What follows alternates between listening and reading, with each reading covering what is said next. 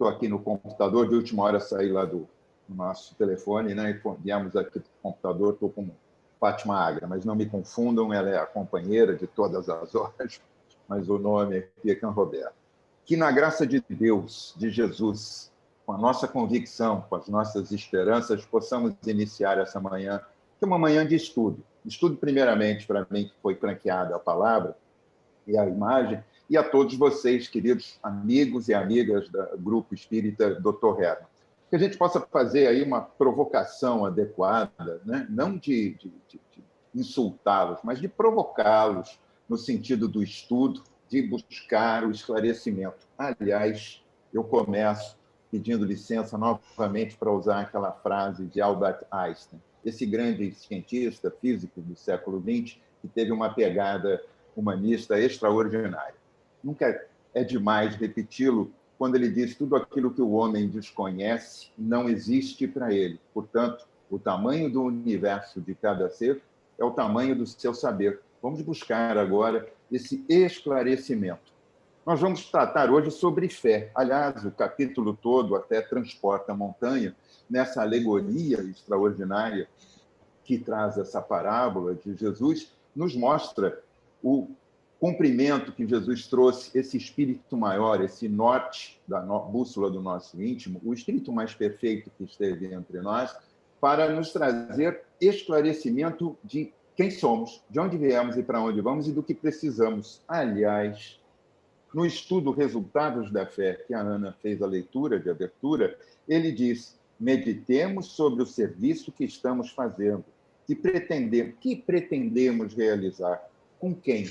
Ora, realizar conosco e com Jesus, sobre a égide desse Senhor dos mundos, Deus nosso Pai, seja ele o nome que queiramos, Oxalá, Jeová, Alá, enfim, todas as repercussões religiosas nos dirigem a Deus. Esse é um caminho natural, daí o caminho da fé. Mas qual fé? Nós estamos falando aqui fé, a mãe da esperança e da caridade. Aliás, teologicamente, é uma tríade, né? A fé, a esperança e a caridade.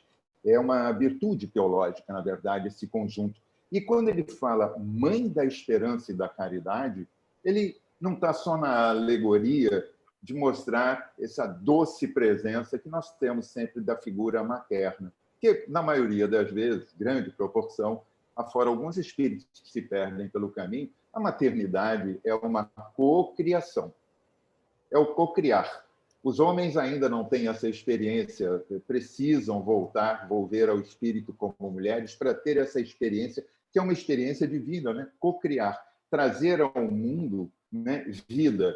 E quando não o fazem de forma própria, no íntimo do seu corpo, tem elas o instinto de fazê-los ao abrigar. O homem pouco tem disso, o homem é mais um acessório, mas a mulher, ela tem esta fé natural da vida, de cocriar, de trazer vida ao plano, de trazer esses espíritos para as suas experienciações mais diversas.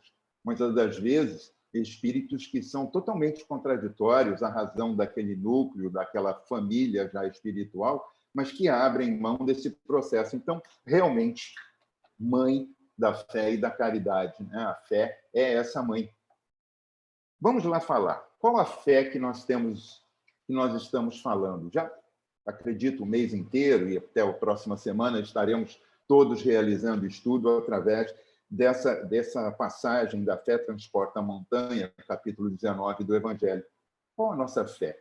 Qual a alegoria que nós estamos buscando ou a convicção que estamos buscando para essa fé? Porque já de muito na nossa história, que não é assim, pode ser considerada recente, se considerarmos o nosso tempo assim um tempo grande, e que não é nada, mas o tempo dessa história da humanidade, a gente já vem falando em fé. Agora, uma fé robusta, uma fé consciente ou uma fé submetida? Por exemplo, nós estamos aqui presentes nessa sala virtual. É uma questão de convicção. Pouco mais de um ano atrás, um ano e pouquinho atrás, nós estaríamos lá no Santa Mônica, ali na Barra, dentro da sala, fazendo aquele estudo, enquanto outras tarefas de sustentação estariam ocorrendo na sala anexa e tudo acontecendo. fisicamente. Nós estaríamos nos percebendo fisicamente, muito próximos, nos tocando com essa proximidade social que é natural para todos nós. E agora? Agora eu aqui no íntimo da minha casa, abrindo esse espaço, e todos vocês também convictos de que essa é uma manhã de estudo. As pessoas poderiam até ligar aqui o computador para dar a marca, mostrar o seu nome, mas só seria mostrar o nome, não é isso? Estaria só mostrando o nome. Está ouvindo? Está presente? Está fazendo alguma coisa? É questão de convicção. Então, voltamos. Qual a fé que nós estamos usando? Ele diz aqui uma coisa: qual o homem que pode dizer que tem fé se nunca testemunhou? Está no processo de acesso aqui, e aqui ele traz inspiração divina. A fé desperta todos os instintos nobres que encaminham o homem para o bem, já no Evangelho. A gente não consegue conectar, porque dar prova é algo muito difícil, mas é necessário. Ele não é impossível. Nenhuma prova seria colocada para nós se não estivéssemos nesse processo de regeneração. Falamos muito num planeta de regeneração, porque estamos vivendo um planeta de provas e expiações. Vamos considerar esse momento pandêmico uma expiação. Pode ser uma prova ou uma expiação coletiva, mas é o que está acontecendo. E qual a fé que estamos usando? Vamos superar? Vamos. A história já nos mostra. A história nos mostra, o Evangelho nos acolhe e nos dá a sustentação necessária. Aliás, a ciência nos dá. Louis Pasteur, na verdade, no plural, West, né? Louis Pasteur, ele dizia que pouca ciência afasta-nos de Deus, muita nos aproxima, porque é razão. A gente não pode ter aquela fé cega, uma fé submetida, uma fé por uma alegoria de submissão apenas. Não. A submissão da nossa consciência a uma fé cega nos torna irracionais para fazermos e produzirmos algo de esperançoso e de bom. Eu tenho a possibilidade, agora está suspenso, como todos nós, de uma esperança de voltarmos ao trabalho no Francisco de Assis. Nós, lá no grupo, lá no SEMA, nós temos um grupo chamado Francisco de Assis, que, na verdade, é a continuidade da tarefa da Quentinha. Na sexta-feira, o grupo sai para trabalhar nas ruas, levar comida e, com isso, a possibilidade de conversa com esses irmãos estacionários ainda em situação de rua. E, em outro momento, nós já temos a grande possibilidade de recebê-los no sábado, numa casa, num espaço físico, onde são acolhidos para diversas tarefas, inclusive tarefas de higiene, de atendimento médico, de troca de roupa, de vestimenta e, sobremaneira, o atendimento fraterno, a palestra coletiva, o passe, o alimento que eles ali recebem. Bom, esse é um conjunto de tarefas que acontecem todos os sábados lá. E por conta de todas as sextas-feiras tem um grupo. São dois grupos que, às vezes, se coincidem. Muitos trabalhadores de um estão fazendo o trabalho de outro. Acabam uma quentinha meia-noite, 1h da manhã, e quando são 7h30, 8h da manhã, estão lá presentes, dizendo presente aqui para a tarefa. É uma tarefa importante? Nós temos a plena convicção, a esperança e a convicção, que é uma fé, que estamos fazendo algo que, antes de mais nada, nos modifica quando ajudamos o nosso próximo. Porque, como num colégio, né, no colégio nós tínhamos que chegar antes dos professores e estarmos dentro de sala de aula para esperarmos o professor entrar. Não é isso? Nós sempre estávamos. Quem chegava atrasado tinha um olhar torto do professor, inclusive. Lá no Francisco é a mesma coisa.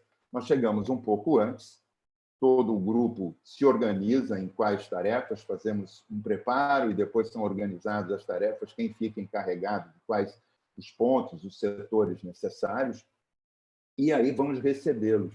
Ou seja, estamos lá como alunos, aguardando os nossos professores, convictos de que alguns serão professores severos, alguns serão professores bravos, outros serão professores revoltados, outros serão professores amigos, outros serão professores sorridentes. Nós, na verdade, estamos lá não para receber o que até se intitula assistidos, porque, na verdade, somos todos assistidos dessa espiritualidade, mas para recebê-los como nossos professores.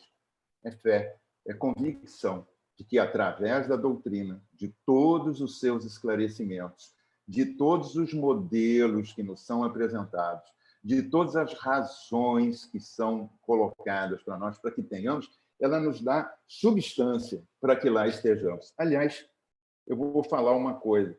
A doutrina, ela incentiva a posse de duas coisas. Né? Posse, não, mas ele está confuso. Né? Doutrina diz que a gente não deve usar da posse material. Eu não estou falando. Posse material é necessária. Eu acho que existe um certo equívoco quando nos distanciamos. É necessário. Olha só que maravilha. Estamos usando um meio digital através da posse de ciência, de estudo, de conhecimento que está sendo franqueado para usarmos os nossos telefones, smartphones, os nossos computadores e estarmos interligados. Isso é positivo, isso é maravilhoso. Mas eu estou falando da outra posse, a posse do livre-arbítrio e do livre raciocínio. Aliás, através do livre raciocínio, chegamos ao livre-arbítrio. São as nossas escolhas, as nossas possibilidades, as nossas virtudes postas em prática, ou as nossas não virtudes postas em prática. Sim, porque com o livre-arbítrio escolhemos. Isso não quer dizer que estamos de posse só de coisas boas. Aliás, estamos aqui para nos melhorarmos e termos convicção e fé de que vamos fazê-lo. Essa fé divina, ela é inata, está dentro de nós. Alguém aí me ensinou fé? Não. Eu sinto dizer-lhes que não. Talvez mais moço, bem mais moço, eu tivesse a convicção daquela fé litúrgica que nós praticávamos, no caso, eu estou falando praticávamos quando de uma religião dominante, de base, nós cumpríamos um culto aos domingos, fazendo uma série de rotinas, e ali estávamos professando a nossa fé. Quando, na verdade, mais mecanicamente, professávamos um ato litúrgico. É claro que, dentro da doutrina espírita, temos algumas condições. Nós vamos ao centro espírita, quando podíamos presencialmente, fazemos agora nessas salas virtuais, tínhamos o atendimento fraterno, fazíamos os nossos estudos, que agora são também mobilizados através desse meio digital. Enfim, tinha uma série de atividades que ainda estamos tentando manter com essa forma digital e fazê-lo, o que não nos exime de, numa necessidade, esticarmos a mão ou um prato de comida a quem esteja necessitado tão próximo de nós. Porque a convicção é essa, a fé é essa. Não é a fé que mostramos, não é a fé que demonstramos, não é o personagem que estamos assumindo nessa demonstração, mas a convicção, como diz Emmanuel, não é dizer eu creio, mas eu sei. E isso antecede aquela máxima também dele de que a disciplina antecede essa espontaneidade. Nós precisamos disciplinar nossos atos, nossos pensamentos, através de estudo e através de ações. Sem ação, a fé é morta. Não adianta você pensar que, não, eu tenho fé em Deus, eu estudo muito, eu participo de todos os meus estudos e tudo, se você não começa, primeiramente, fazendo uma das modificações que talvez seja o maior desafio que recebemos. É claro que a caridade e a esperança, que são frutos dessa fé, são desafios muito grandes. Caridade para com o nosso próximo, a esperança de dias melhores, de melhoria e tudo mais. Mas, falar uma coisa, a fé não resolve problema. Eu tenho essa triste notícia. Fé não resolve problema, não. Ela te dá substância, ela te dá argumentação inteligente, ela te dá razão para que você suporte as vicissitudes e os desafios que nos são colocados. É uma coisa totalmente diferente. Ter fé não é determinar que nós estamos superando o problema simplesmente, aliás, porque tínhamos uma fé há muito tempo em nossas várias jornadas físicas e não físicas, quando erráticos, de transferir a fé como algo para outros. Não, eu tenho fé em Deus que as coisas vão se resolver. Não. você tem que ter fé em Deus, que Ele te deu todas as ferramentas necessárias, te deu o livre-arbítrio, te concedeu um íntimo que você é capaz de realizar e superar. Ah, mas tem muitas pessoas que eu conheço que não o fazem. Então, necessário é, como está aqui, que sejamos instrumentos de Deus junto à humanidade sofredora. Os espíritas são, na Terra, os condutores do pensamento cristão.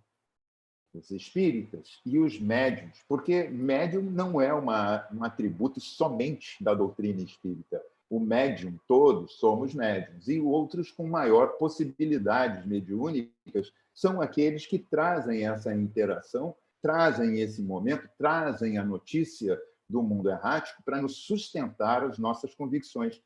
Estamos com fé nesse momento que estamos aqui falando? Eu vou perguntar a vocês todos, e vocês vão me responder mentalmente. Quando entramos num avião, nós não temos esperança de chegarmos a algum lugar? Nós não temos a convicção de que ele vai decolar e que vai estar tudo bem? Ah, mas tem risco. Tudo tem um risco, né? Você nasce, acontece de começar a respirar, e quando você respira, o oxigênio, o ar, a atmosfera que te dá vida, porque é necessário, nós precisamos dessa respiração no nosso processo de vida, começamos a oxidar e começamos a morrer molecularmente ali. É claro que, num tempo, as moléculas se completam muito mais do que aquelas que morrem. Mas, depois de um tempo, isso se equilibra e, então, começa uma decrepitude natural do corpo biológico em sofrer uma ação que oxida mais do que você repõe. E isso é natural, até que em um momento há uma extinção natural ou não, fragilizada também, que pode ser para a aquisição de outras potenciais doenças, venhamos a sofrer essa extinção. Mas aquilo que nos salva também nos tira do próprio corpo. E nós temos fé em um amanhã. A gente dorme e acorda tendo a convicção do amanhã. Aliás, a convicção de que o Sol vai nascer, embora o Sol não nasça, porque o que acontece é que nós temos um movimento de rotação e translação em torno do Sol que faz com que ele apareça ou não apareça pelos momentos de horários nossos aqui. Mas ele está lá. Né? Ele está lá. E nós temos essa convicção de podermos estar. Aliás, quando falamos de fé, eu vou pedir aqui, ela diz aqui para começar, porque eu sou pouco didático, vocês me perdoem, a minha didática é zero. Eu faço a leitura, sou desafiado aos estudos, venho tentando buscar uma reflexão, lhes apresentar a minha posição, para que ela seja depois questionada, não de um momento com maledicência, por favor. Aqui eu estou me colocando porque eu tenho fé e convicção de que, fazendo isso, eu, de alguma forma, estou podendo contribuir sobremaneira para mim, sobremaneira para o meu meio, sobremaneira com todos os senhores que agora nos assistem ao vivo, senhores e senhoras, e todos aqueles que podem vir a ter acesso a essa gravação. Mas lhes provocando, eu também estou me provocando. Tenho fé e convicção em Deus, em Jesus, nessa espiritualidade amiga que nos envolve. Ao querido Dr. Herman, que, quando tivemos tantas e tantas possibilidades de estarmos com ele, sempre nos ensinou uma coisa muito básica. Se você está com dor, se você se entende um sofredor nesse momento, busca o teu próximo, busca auxiliar o outro, busca orar pelo outro, e ele assim o fará por você, pois que quando você se dissocia da sua dor, do seu sofrimento, dos seus enfrentamentos, e aprende a fazer junto com o próximo, bom, é o exercício da caridade. É aquela disciplina. Antes de sermos espontâneos, disciplinarmente nós precisamos exercitar. E a presente encarnação nos dá toda essa possibilidade. Ah, então eu posso sair daqui já, assim, fazendo naturalmente? Pode. Por que não? Eu acredito que pode. Eu, no momento, estou exercitando. Eu não consigo fazer nada ainda espontaneamente. Preciso do exercício, preciso da provocação, preciso ser chamado, preciso ser desafiado realmente quando, caridosamente, as diversas casas, nesse momento, o GED, nos oportunizam essa tarefa do estudo com muita confiança, com muita fé. Isso também é ter muita fé, em poder nos oportunizar a palavra e a reflexão. Então, voltamos. Nesse momento, quando estamos fazendo caridade, estamos tendo fé num processo. Estamos tendo fé nas nossas convicções. Falávamos do avião. Então, a gente não entra num avião. Tudo bem, eu nunca entrei num avião. Você entra num ônibus, vai fazer uma viagem, vai pela estrada. Você está no comando do ônibus? Não, você está sentado lá atrás, passivamente, mas você acredita que aquele que está na condução, que muitas das vezes, na grande maioria das vezes, você não conhece, não sabe de onde veio, não sabe para onde vai, qual sua origem de formação, ele está apto a dirigir um ônibus. Meu Deus, se nós temos capacidade de termos esta crença já natural, por uma série de realizações abstratas, através da nossa inteligência, através do nosso raciocínio, através do nosso livre-arbítrio, de podermos definir que isso é possível, como não ter fé em Deus? Como acreditar que tudo acontece por um acaso apenas?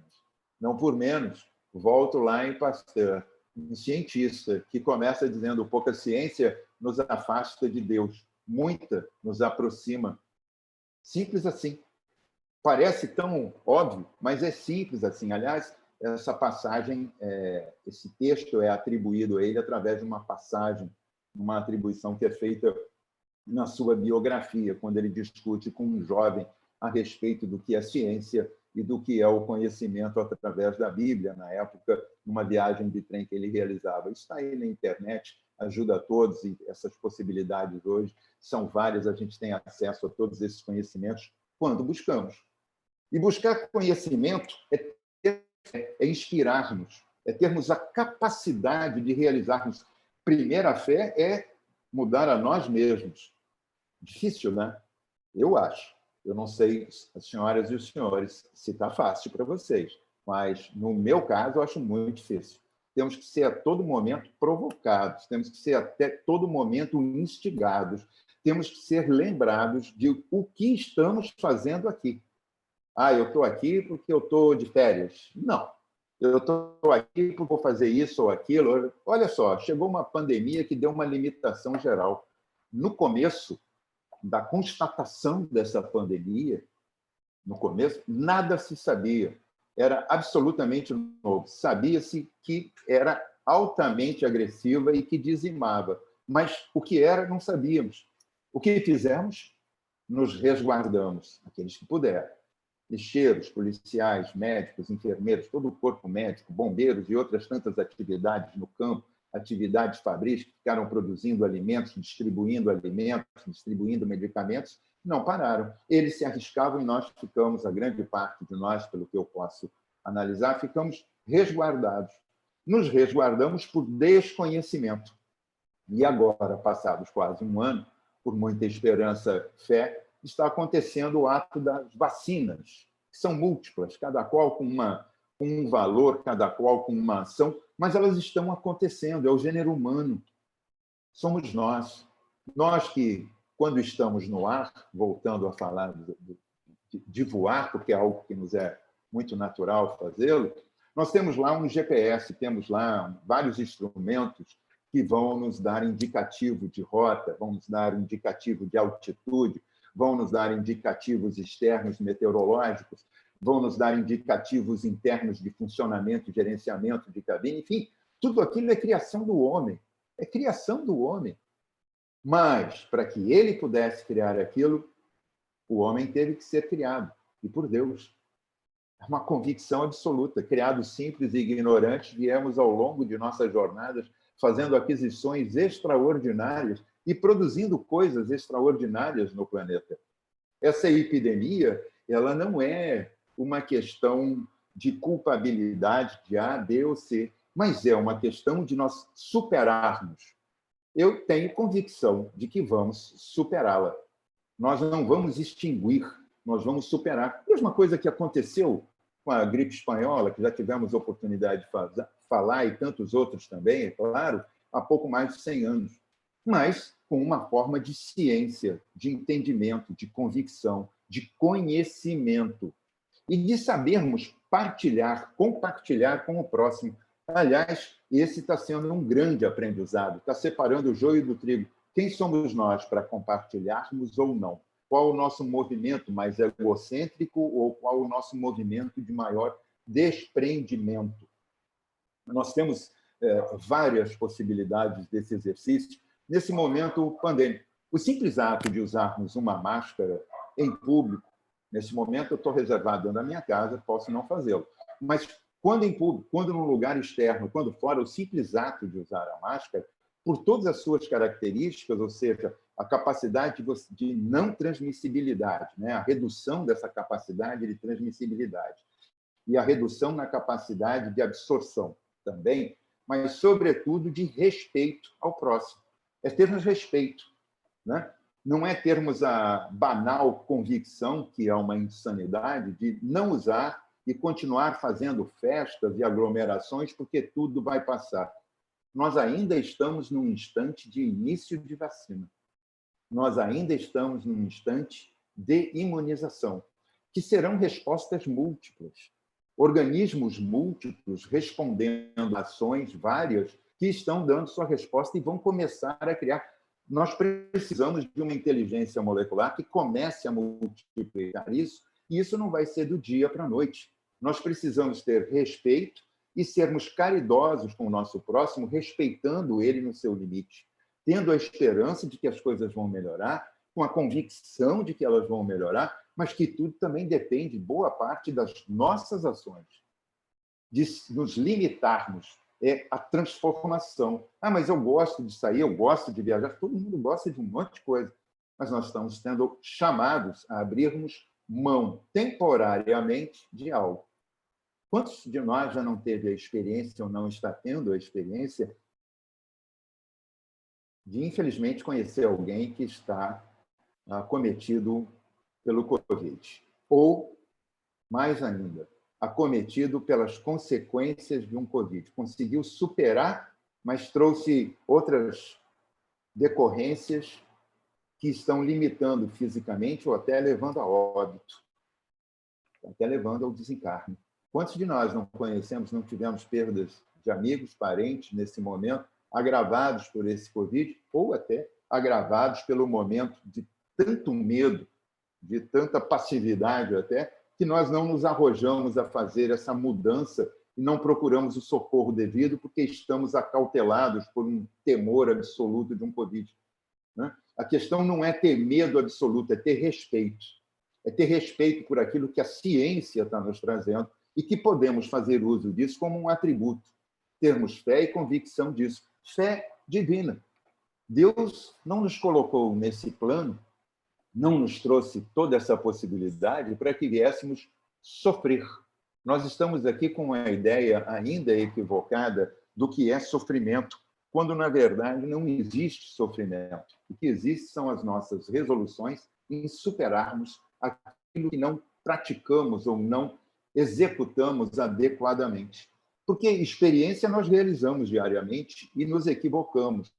Errar é estar se locupletando de uma repetência de algo que traz uma vantagem para você em desvantagem em detrimento do teu próximo. É não reconhecer o próximo. É ser egocêntrico, achando que você é o centro do mundo, quando, na verdade, somos apenas uma partícula nesse mundo. O ato de fé, quando ele diz transporta montanhas, é rompermos com esses montes, essas montanhas que estão no nosso íntimo, que são objeto do nosso impacto. Aqui mesmo, nesse próprio capítulo, nós temos o advento da parábola da figueira que secou. É a representação de que estamos... Eu estou olhando o tempo, 10h35, por favor, o aviso de 5 para nós fecharmos as ideias. A representação dessa parábola da figueira é exatamente aquele que está inerte. Existe, aparece, mas nada faz, para nada contribui, com nada se coloca. Não é caridoso, não tem esperança, é seco. Por isso seca. Não é porque ela foi amaldiçoada, mas é porque, de verdade, ela deixou de ter valia, deixou de estar contribuindo. Este é o valor da fé. É estarmos contribuindo com o meio. É sabermos, como já usei essa figura de imagem da ostra, né, que está lá no fundo do leito, seja do rio ou seja do mar, Ela está lá no fundo, inerte, parada, é um organismo vivo básico, está ali. Mas produz uma joia chamada pérola. Aliás, a joia que já vem lapidada. Ela não precisa ser lapidada, ela está pronta lá dentro. Ah, que maravilha, vou lá e vou pegar essa ostra. Não adianta. Ela tem que estar provocada, irritada, ela tem que estar contaminada, ela tem que estar confrontada para produzir uma reação metabólica que vai dar origem a uma pérola, assim somos nós. Para produzirmos algo de bonito, de belo, de admirável na vida, porque buscamos isso, queremos ser reconhecidos por algumas coisas. Dizer, não, eu não quero aparecer, isso não é realidade, isso ainda faz parte de um futuro que nós vamos adquirir. Mas para que sejamos feitos, não pode ser pela ignorância, não pode ser pela insensatez, pela idiotia adquirida, tem que ser por atos de probidade, atos de realidade, de benefício ao próximo. É realizando, é com fé, com convicção. Então, a gente fica assim, falando, né? Tem uma passagem de Madre Teresa, eu vou pedir aqui licença para fazer uma leitura, é uma oração, na verdade, em que ela, Madre Teresa de Calcutá, ela diz assim, muitas vezes as pessoas são egocêntricas, ilógicas e insensatas. Muitas vezes. Perdoe-as assim mesmo. Se você é gentil, e as pessoas podem acusá-lo de egoísta, de interesseiro, veja você, seja gentil assim mesmo. Se você é um vencedor, terá alguns falsos amigos e inimigos verdadeiros. Vença assim mesmo. Se você é honesto e franco, as pessoas podem enganá-lo. Seja franco e honesto assim mesmo. Se você tem paz e é feliz, as pessoas podem sentir inveja. Seja feliz assim mesmo. O bem que você faz hoje pode ser esquecido amanhã. O bem que você faz hoje pode ser esquecido amanhã ou daqui a próximas horas. Faça o bem assim mesmo.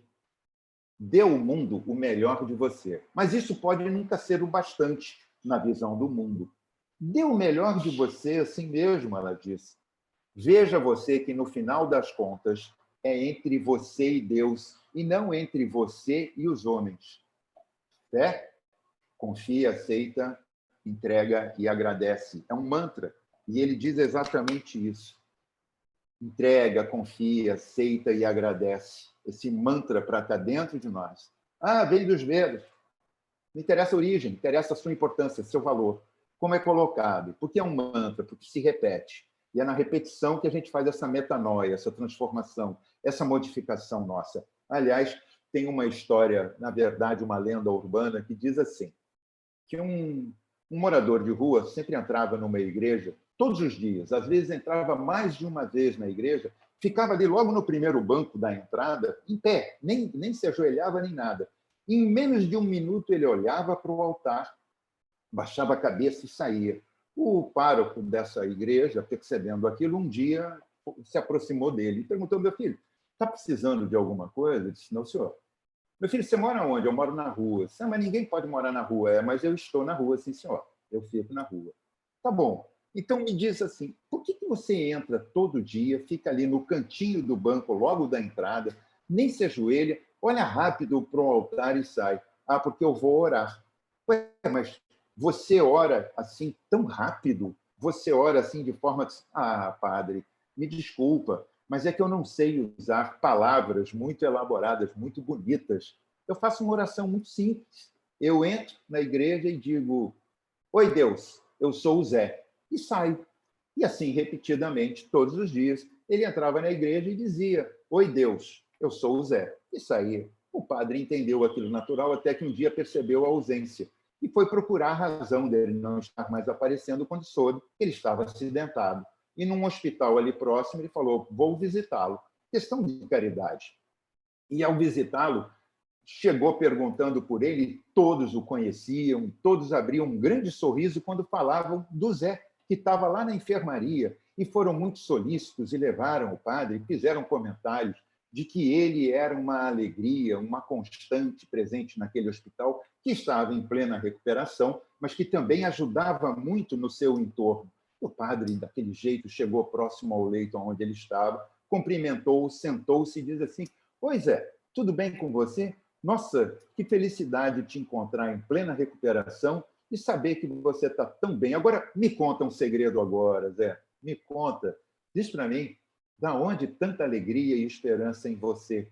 E ele disse, é simples. Todos os dias, nessa cadeira, ele senta e diz, pois é, eu sou Jesus. Simples assim. 5 Onde está? minutos. Muito obrigado. Eu vi que você Desculpa. esperou aí um pouquinho. Não, você esperou. Isso, tá Eu vi que certo. você estava nesse tempo, mas então um pouquinho menos de 5 minutos nós já vamos estar fechando. Edificar um edifício precisa de base sólida. A fé constitui essa solidez em cada um de nós. A capacidade de realizar, de darmos testemunho para todos os enfrentamentos, sejam eles de qual ordem for, não interessa se ele é só um enfrentamento material, se ele é uma consequência de um enfrentamento material ou não, psicológico, da dor íntima, da dor do espírito, enfim, de como, porque somos espíritos e sofremos como espíritos essa ação, por isso a reencarnação, por isso o mergulho na carne, a fim de que possamos ter ações de vicissitudes que nos provem e nos confrontem com o nosso íntimo. O que está dando certo, esquece, isso já está perfeito. A gente tem que dar atenção, ter fé e convicção em dar atenção ao que não está dando certo. Aquilo que, às vezes, muitas das vezes, repetimos e continua não dando certo. Alguma coisa tem que mudar, metanoia. E a fé é essa base, a fé é esse exercício. Aliás, quando fazemos o Pai Nosso, fazemos isso, né? Começamos a oração, Pai Nosso, que estás no céu. Santificado seja o vosso nome.